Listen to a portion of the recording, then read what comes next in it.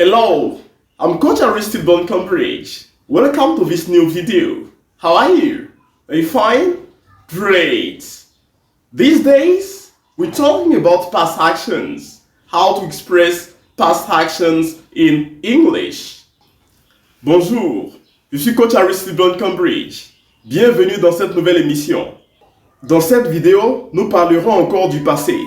Si vous vous souvenez, dans la vidéo précédente, nous avions dit qu'il y avait deux catégories de verbes en anglais, les verbes réguliers et les verbes irréguliers.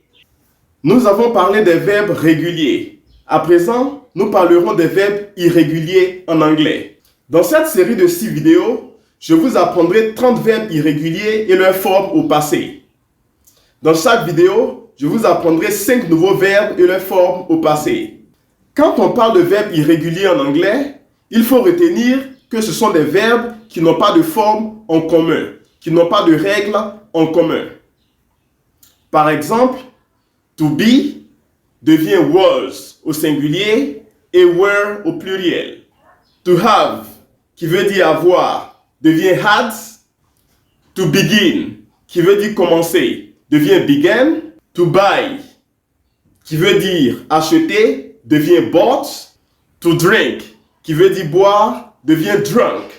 À présent, passons sur mon tableau pour les voir sous forme d'exemple. Aujourd'hui, je vous apprendrai ces 5 verbes qui sont au tableau. On a to be, qui veut dire être. To have, qui veut dire avoir. To begin, qui veut dire commencer. To buy, qui veut dire acheter. Et to drink, qui veut dire boire. Au passé, le premier verbe to be a 2 formes. La forme au singulier, qui est was, et la forme au pluriel, qui est were. Par exemple, pour utiliser was, la forme au singulier, on dira I was happy. I was happy. J'étais heureux. La forme au pluriel, on dira we were happy. We were happy. Nous étions heureux. Ça, c'est avec le verbe être au passé. Le verbe avoir a une seule forme. Au passé, ça donne had. En exemple, on dira I had a problem. I had a problem. J'avais un problème. Nous avons to begin, qui veut dire commencer, qui a une seule forme au passé, qui est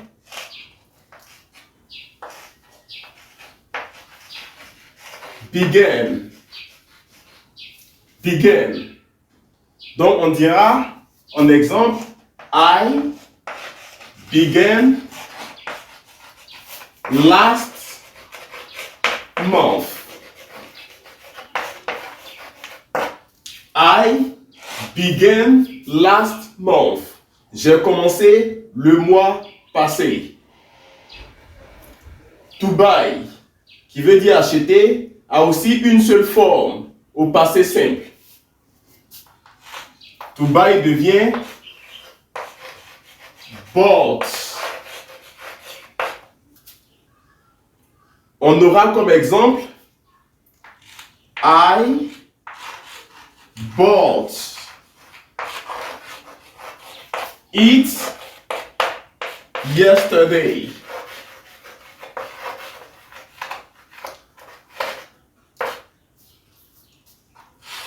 I bought it yesterday. Je l'ai acheté hier.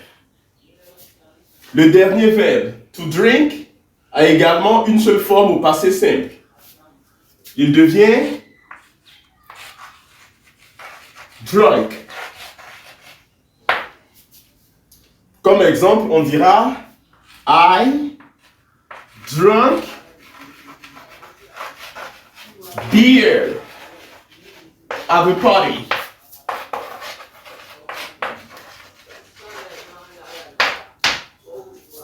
I drank beer at the party.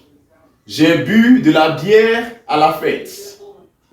À présent, suivez ce dialogue qui est reconstitué. How did you feel yesterday? Comment t'es-tu senti hier? I was happy. J'étais heureux.